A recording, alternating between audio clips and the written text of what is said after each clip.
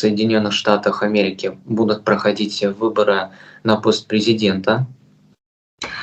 America has presidential elections next year. И предвыборное настроение самой Америки, это, конечно, интересное, потому что Байдену грозит импичмент, Трампу тюрьма на несколько сотен лет. America has, the pre-election presidential mood is quite interesting because Trump is facing impeachment. Trump is facing jail time, and Biden is facing impeachment, possible impeachment. So two presidential candidates that with the largest amount of votes, electoral votes. Пожалуйста, кто вообще доберется до этих выборов и кто сможет, на ваш взгляд, стать президентом? И есть ли шансы у других кандидатур стать президентом, например, у Роберта Кеннеди младшего? Who do you think will end up winning primaries? And do you think Robert Kennedy Jr. has a chance?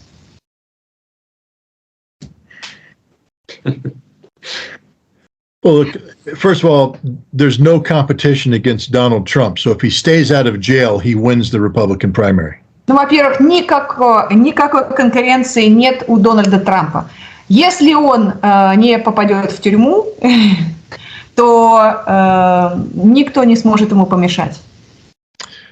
Joe Biden, over 60% of the Democratic Party believes that Joe Biden is unfit president. Более 60% членов Демократической партии не верят в то, что Байден имеет физические возможности для того, чтобы находиться у власти. Более 60%. But there's nobody else that the Democratic Party supports to replace him. И в то же время нет никого, кого бы Демократическая партия поддерживала вместо него. In order for Robert Kennedy Jr. to supplant Joe Biden, he's going to have to win over the Democratic Party. And right now, the Democratic Party is not inclined to support Robert Kennedy Jr. И для того, чтобы Роберту Кеннеди младшему все-таки выйти на арену и попробовать противостоять своей кандидатуре Байдена, сейчас не видно такой возможности.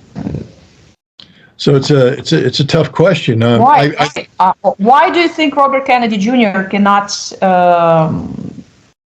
push Biden a little bit, move over type of style? The Democratic Party establishment won't allow him. They won't allow him. Потому что истеблишмент Демократической партии не позволит ему. Do you think it's connected to the fact that he's publicly speaking about, he's Catholic, right? Because, I remember that his uncle was Catholic, and he was the first Catholic president elected, U.S. president. Also, he publicly speaks out against CIA, which I think is stupid. Я спросила просто по поводу Кеннеди, что же его так не любит Демократическая партия? Может быть, потому что он католик, так же, как и его дядя убитый? Или, может быть, потому что он публично высказывается против ЦРУ, истеблишмента? Ну, так Байден же тоже католик вроде как. Biden's also a Catholic, so... Yeah, but, I think it was made possible thanks to JFK. Right. I think the biggest hurdle for Robert Kennedy Jr. is his stance on vaccines. That's made him the most controversial. That's the aspect of his big pharma that are well, not just that, but many people have misconstrued his stance People accuse him of being totally anti-vaccine. He has questions that aren't being answered. He's attacking big pharma. He's attacking the establishment. He's attacking money. And so the Democratic Party, which is linked to big pharma, which is linked to COVID policies that RFK Jr. opposes, have done their best to discredit him using that opening. Дело в том, что Роберт Кеннеди Джуниор атакует и большую фарму. Так вот, есть такое понятие «большая фарма» – это фармацевтические компании. Он выступает против вакцинации, в том числе против вакцинации от ковида, вообще против вакцинации. И он атакует истеблишмент. И если посмотреть, кто поддерживает Демократическую партию Америки, то это прежде всего как раз вот эти вот большие американские медицинские компании. Поэтому он и прет просто против истеблишмента. Без вариантов. I do believe that if RFK Jr. ran as an independent, and if Donald Trump was precluded from participating because of imprisonment, that he could beat Joe Biden in a national election. Я думаю, что если бы Роберт Кеннеди младший решил баллотироваться не от Демократической партии, а как независимый кандидат, и если бы Трамп оказался в тюрьме, то у Роберта Кеннеди были бы все шансы выиграть эту гонку против Джо Байдена. I have a question, by the way. I publicly on my Instagram on Michelle Obama's page wrote that possibly maybe she could run for U.S. president. Дело в том, что на своей странице в запрещенном Инстаграме я написала Мишель Обама о том, что, может быть, она бы могла включиться в президентскую гонку, потому что мне очень импонирует вот эта пара Мишель и Барак Обама. What do you think about it? Do you think Democrats can still pull it off? Because I don't think Kamala Harris has it.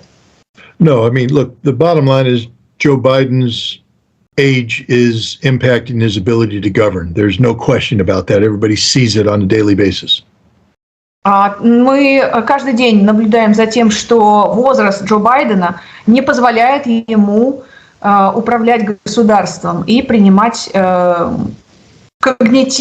его когнитивное состояние не позволяет принимать правильные решения. And Kamala Harris is a political disaster. She has no chance of being president.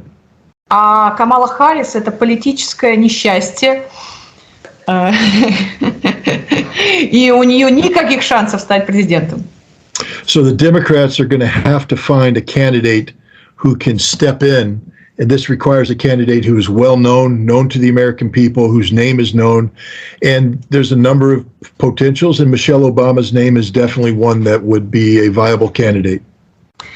И Демократической партии придется искать среди своих кандидатов кого-то, у кого был бы какой-то политический вес. И Мишель Обама среди как раз претендентов на эту роль прекрасно подходит и рассматривается Демократической партией.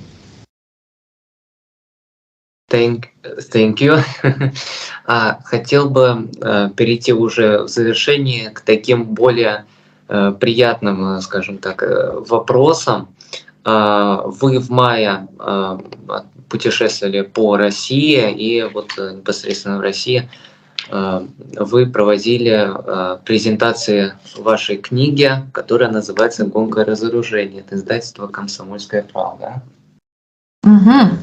So, in May of this year, you've traveled to Russia, and you've traveled with a purpose to promote your new book, published by also my publisher, Комсомольская правда, which I love.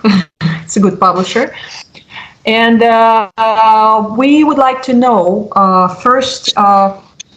The book is titled "The Disarmament Race," and what do you want to convey to your readers who are going to buy this book. In fact, they're buying it well, from what I know, because I visited the sales stand of Komsomolka during this recent international book fair. Да, скажите, пожалуйста, что вы хотели бы донести до читателей в этой книге? And what are your yes? And also, I forgot to ask what kind of impression you were left with when visiting Russia. Well, I mean, first of all, when you say promote the book, of course, Komsomolskaya Pravda wants me to promote the book. And as somebody who wrote a book, the ideas that are contained in the book can't be shared unless people buy the book. And so, yes, I was helping promote the book, but most importantly, I was promoting the ideas that are contained in the book. Да, конечно, издатель, прежде всего, «Комсомольская правда», заинтересована в том, чтобы я, как писатель, который написал эту книгу, все-таки презентовал ее и донес до читателей. Но для того, чтобы мои идеи донесли до читателей, я должен, конечно, эту книгу должны прочитать. I mean, first and foremost, this book is a history/memoir of a very important time. That is the implementation of the first ever nuclear arms reduction treaty, the Intermediate Nuclear Forces Treaty. И прежде всего в этой книге говорится как раз о гонке разоружений, а именно первом соглашении о сокращении ядерных боеголовок. I played a role in the implementation of this treaty, and this book reflects. Именно я играл роль тоже в том, чтобы внедрить вот эту гонку разоружений, внедрить сокращение боеголовок. But my book tour wasn't simply about me trying to revive interest in old history. Но мой тур, связанный с промо-книги, не был просто таким напоминанием об истории, о недавней истории. The book, the history that the book talks about comes from a time when the United States and the Soviet Union had very bad relations. Потому что в книге говорится о том времени, когда США, СССР, Советский Союз были в худших отношениях. And through the implementation of this treaty, Americans and Russians, исполнение, внедрение этого соглашения, Americans and Russians learned to work together to overcome американцы и русские prejudice. Научились работать вместе и бороться с предубеждением. And to work together in the common cause of promoting peace. И работать вместе для общей цели продвигать мир во всем мире. So the main idea I was trying to get across in touring Russia was of the importance that we try to do this again, that it's not a hopeless cause. No matter how bad relations are between the United States and Russia, we know from our own history that we are capable of overcoming these difficulties by learning to work together towards a common objective.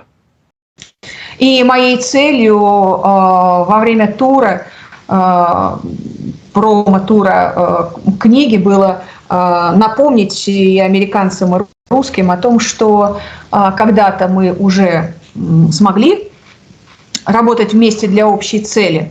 И, может быть, мы сейчас тоже можем сделать то же самое.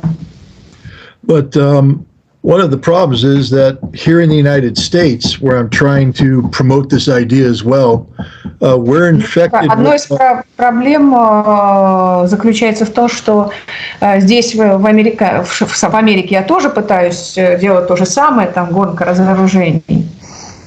We're infected with Rusophobia, the fear of Russia based on ignorance. Мы настолько инфицированы русофобией.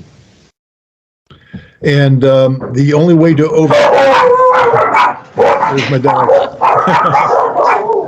What breed? The only way to, I don't know who they're barking at, but. What kind of breed? Very loud ones, apparently. But, How many do you have? 3. Ага. У Скотта Риттера 3 собаки, и они на кого-то лают. Может быть, ругаются между собой. Как только мы говорим про мир во всем мире. Hoping they can't. But I apologize for that. I can't control them. They have no discipline. Я жутко извиняюсь, но я не могу их контролировать.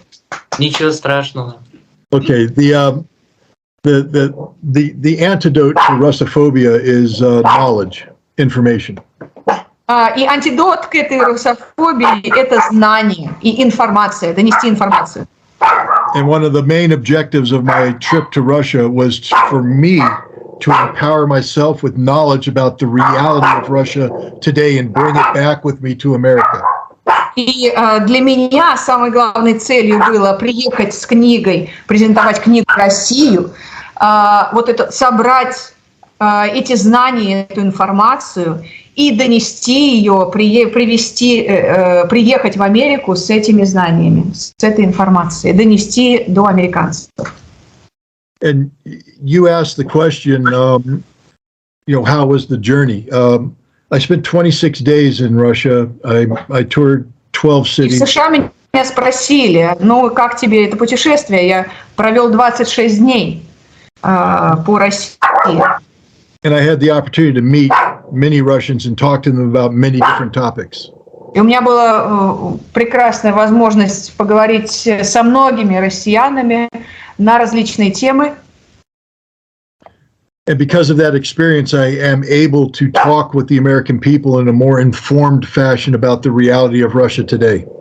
И вернувшись обратно, у меня было больше возможностей говорить с американцами о том, как на самом деле живут русские люди. И у меня было гораздо больше информации, которую я мог донести.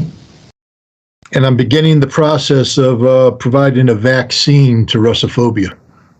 И я начинаю процесс, обеспечения вакциной против русофобии. I don't claim to be an expert on Russia just because I spent 26 days in Russia.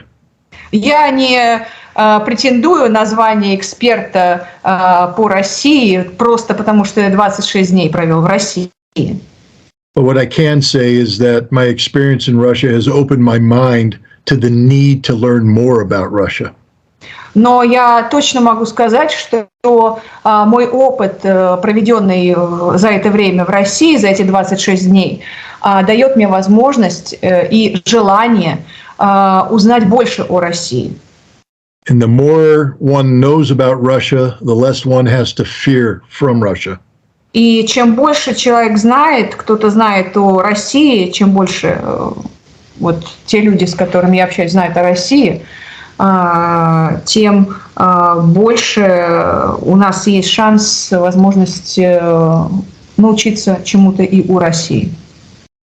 And so I'm шанс поменять отношения. I'm encouraging all Americans to keep an open mind about Russia, to learn about Russia, and not to fear Russia. И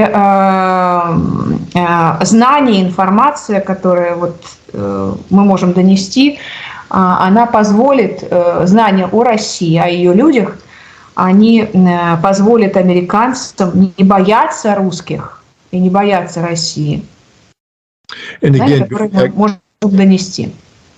Going back to the book is about a time when Americans and Russians kept an open mind about each other, and together we worked together to overcome problems, and I think we could do it again. И как раз в книге мы говорим о том времени, когда русские и американцы были открыты друг другу, и как раз сейчас нам нужно достичь того же результата, тоже быть открытыми, открыться друг другу. Очень приятно, конечно, слышать, что все-таки американцы здравомыслящие есть, которые борются с этой русофобией. It's nice to hear that there are Americans who are fighting this Rusophobia. Вот, и, конечно же, просто, Скотт, знаете, что вас в России очень любят и уважают. Scott, do you know, people in Russia love you and respect you? I'm humbled by that. Мне очень приятно. Расскажите, пожалуйста, вообще похожи ли чем-то русские и американские народы? И вот интересно, может, вы заметили еще и их отличия. Can you tell us also, are there any similarities between the Russians and the Americans, or any differences that you see when communicating with Russians in mentality or in behavior, or I don't know? I think at the end of the day, we're both humans, so we share the entire range of human emotions. Ну, мы же все люди-человеки, и, конечно же, мы испытываем все те же эмоции. We know how to laugh, we know how Мы to знаем, как cry, смеяться. Мы, конечно же, иногда плачем. we know how to love, we know how to hate. Мы знаем, как любить So we're the или same, ненавидеть. Что я могу сказать? except for we come from different places. Только то, что мы на самом деле просто из разных мест.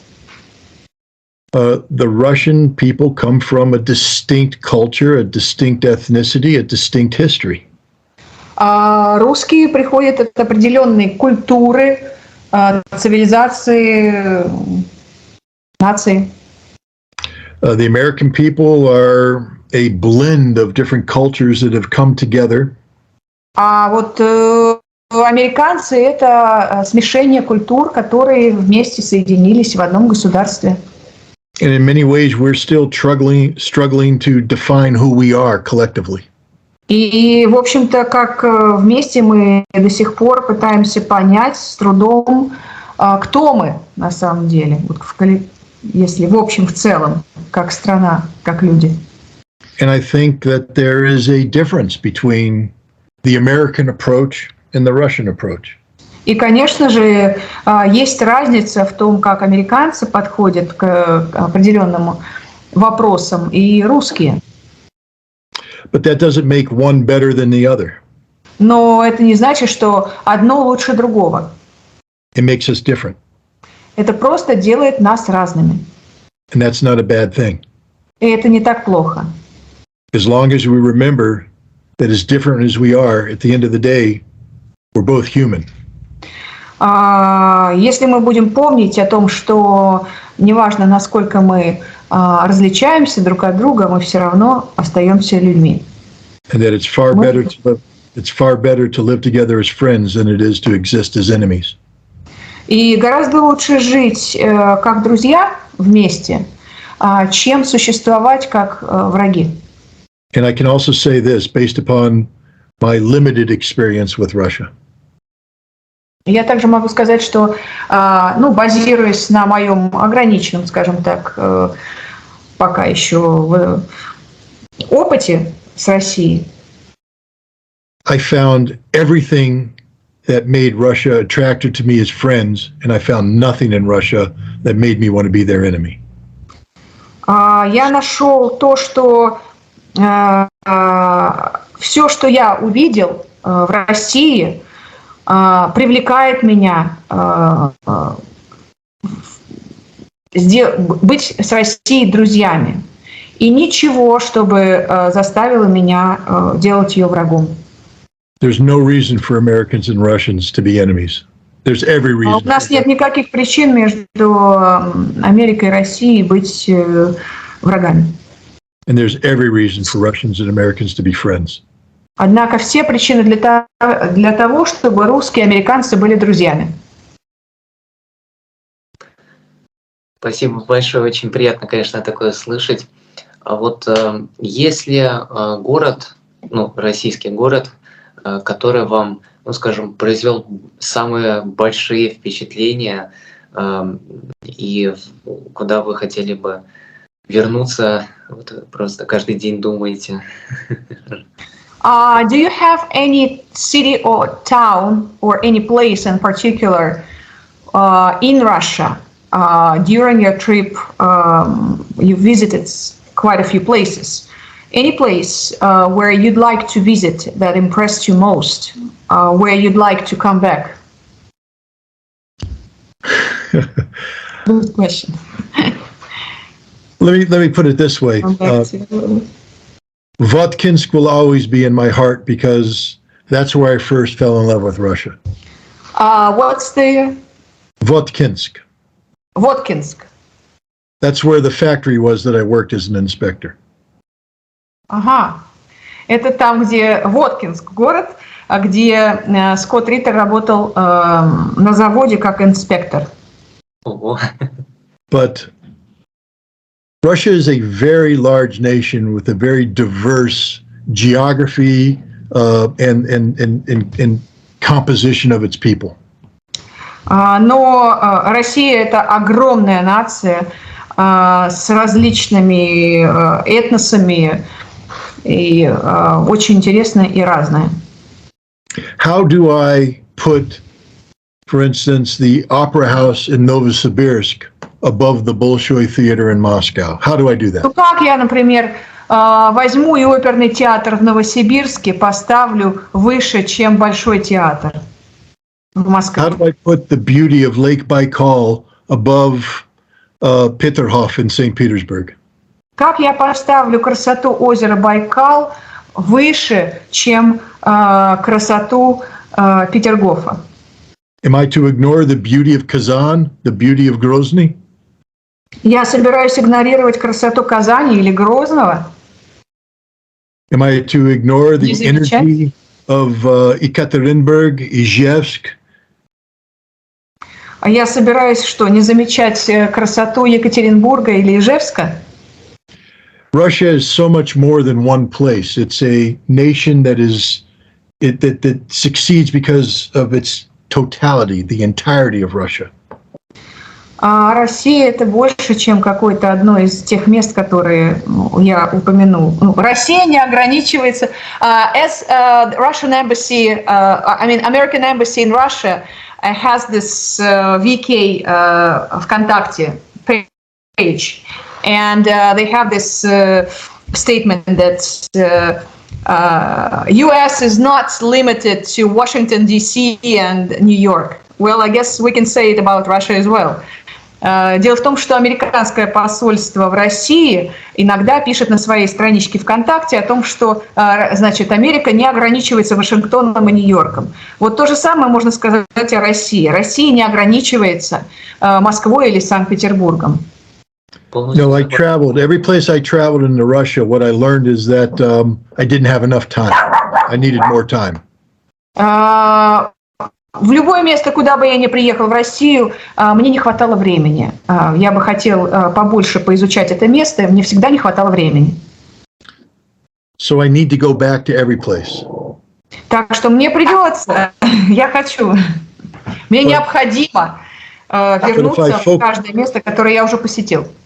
If I focus simply on the places that I've been to, that means I'm ignoring Vladivostok, I'm ignoring Kaliningrad, I'm ignoring Murmansk, Perm, I'm ignoring the Kamchatka Peninsula, I'm ignoring all the Altai region. The Altai region, how can you ignore the Altai region? I need to see it all. And so I can't sit here and say that there's one place I need to return to over and over again. Votkinsk will always be in my heart. But I want to explore Russia. The places I've been to, I need to learn more about. The places I haven't been to, I need to be introduced to.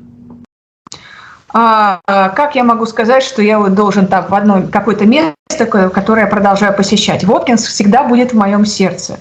Это место, куда я хотел бы возвращаться. Но мне бы хотелось и во Владивостоке, и в Калининграде, и в других местах. Ну, там список был, я думаю, вы все поняли, какой.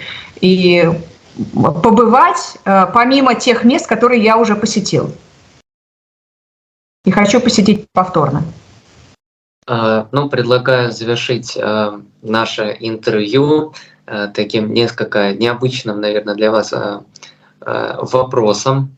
Можете ли вы выделить топ-3 книги, которые необходимо прочитать всему миру, и американцам, и русским, и другим странам, и топ-3 фильма, которые нужно посмотреть? Если это... Well, I would like to conclude our interview with a question. What kind of top 3 books that you suggest we should all read? And the same with films, top 3 films that you suggest that we should all see on your list, on your personal list. It's going to be insulting to Russian writers because I've read Dostoevsky, I've read Tolstoy, I've read Lermontov, but I'm going to be honest, they require a more discerning mind than perhaps I possess. I enjoy them. Сейчас будет немножечко, ну, может быть, даже и неприятно, потому что русским, потому что я читал Достоевского, Толстого, ну, может быть, и для моего ума это, ну, сложно. But I will say this: I would recommend that people read Sholokov's The Quiet Dawn, Тихий Дон. Ага, я бы сказал так, я бы порекомендовал, чтобы люди прочитали Шолохова «Тихий Дон». Not because of the history, but because of the complexity of the human soul, the conflict in that Не book. потому что это история, а из-за многогранности и сложности русской души. I would also recommend that people read Jean Le Carré's book Tinker, Tailor, Soldier, Spy. Я бы также порекомендовал книгу Tinker, Tailor, Soldier, Spy. Okay, well, let me Google it quite. Because, you know, they not always put Tinker. Yes, шпион, ну господи, это шпион, выйди вон. Это, кстати, британский фильм, который был сделан также, помимо этого. Джон Ле Кар, роман. But it's not because it's a spy book, but because of its exploration of the human character, of the character of man, the imperfection of man, the struggle of man. I think this book captures that brilliantly. I just recall that there is like есть считалка такая как раз, вот то, что у нас называется шпион выйди вон, на самом деле есть есть считалка. Вот. Я, естественно, прослушала то, что I'm sorry, I remember that there is like you know, Tinker Tailor Soldier Spy, it's like Hitler has only got one ball type of thing, songs and the kind of like. I think we lost connection there for a minute, so I didn't hear what you said. Yeah, I did because the problem is when you name because all of these books, some of them, because I graduated from an American university. I read them in the original language, so I don't know the Russian names. Most of them I don't even know how they name it here in Russia. Okay, and then the third book, I mean, there's just so many, but I'd pick Leon Uris is an author, and he wrote a book called Armageddon, and it's about the Berlin airlift. И книга «Армагеддон». Сейчас я посмотрю. Как еще раз? Я немножко не расслышал. The name of the author? Leon Uris. U-R-I-S.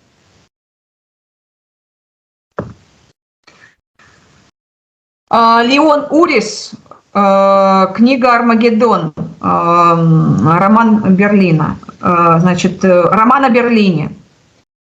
Yeah, это 1963 года о Берлине, Германии после Второй мировой войны. But again, not only because it's a great story about an important time in history, but the exploration of the human soul, of why people do what they do, and etc. I think these three books all have something in common in that when you read them, you get a deeper insight into what makes a man, what makes a woman, why they behave the way they do. Вообще все эти три книги объединяет одно. Дело в том, что они говорят о человеческом поведении, помогают понять природу вещей и человеческого поведения, почему мы делаем какие-то определенные вещи. Ну, идеальные шпионские книги. В общем, выбор разведчика. On the movies, что касается фильмов, it depends on what mood you want to be in. I mean, because movies sometimes are about escaping reality. Ну, зависит от того, в каком вы настроении, потому что, как часто, фильмы помогают нам убежать от реальности. But in keeping with the theme of exploring humanity, there's a very famous American movie. Oops. You You froze for a second, so we didn't hear the title. I said in keeping with the theme of exploring the human nature. Если уж продолжать тему изучения человеческой сущности. There's a very famous American movie starring Paul Newman called Cool Hand Luke. Есть один старый фильм со звездой экрана Полом Ньюманом, который называется, let me see how it's titled in Russia one more time, English version. Cool Hand Luke. Хладнокровный Люк есть в переводе. Вот. Хладнокровный Люк 1967 года. Переведен на русский язык. So it was translated. Oh, yeah. And then, there's so many Soviet films. I think the Soviet films are greatly underrated here in the West. But there's one in particular that I really like called The Ballad of a Soldier. Вообще, есть много прекрасных советских фильмов, которые недооценены, особенно на Западе. В частности, фильм «Баллада о солдате». And then, look, I'm just going to get, I have to be honest. So something romantic, possibly. I'm not, but one of my favorite movies of all times is Once Upon a Time in Hollywood, Quentin Tarantino's film. И один из моих любимых фильмов — это, в общем-то, недавний фильм Квентина Тарантино «Однажды в Голливуде». It's with Brad Pitt and Leonardo DiCaprio, right? Yeah. Yep, and yep. You know that I actually visited that place on Cielo Drive where the action takes place, where Tate was killed by Charles Manson. Oh, I didn't know that. I was there at a party. Okay, well. Well, they say the original house was destroyed or rebuilt or reconstructed, but anyway, yeah, I was there. «Однажды в Голливуде» показывает место, где потом убили как раз молодую жену Романа Полански. И вот я рассказала просто, что в Лос-Анджелесе я как раз была в этом доме, на Сиело Драйв. И только потом уже вышел этот фильм. Скотт, вам огромная благодарность за то, что сначала отозвались, за то, что ответили на важные вопросы.